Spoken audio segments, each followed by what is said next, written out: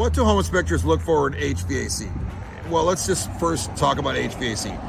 HVAC stands for heating, ventilation, and cooling. All right. In our area, not everybody has AC, but more and more people are getting them. We're going to come in and look at the system, if it's a ducted system, if it's a ductless system. We're going to look at the filters. We're going to look at if it has venting. We're going to look at the electrical. We're going to look at the temperature differential, meaning what's the ambient temperature in the room and what's the temperature coming out the registers. We're going to look and see if the system is somewhat quasi-balanced. We can't do all that in every room and find out that it's exactly balanced, but we can at least give you an idea if it's functioning the way that it should. We're going to look at the registers and things like that to see if there's a bunch of debris in the ductwork, if the ductwork's strapped up and in good shape downstairs, maybe in the crawl space.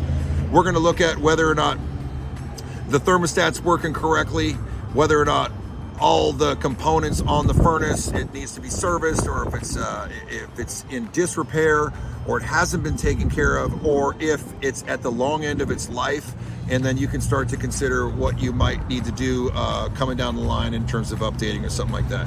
Remember, we're not HVAC techs, so if any guy as a home inspector is going to come in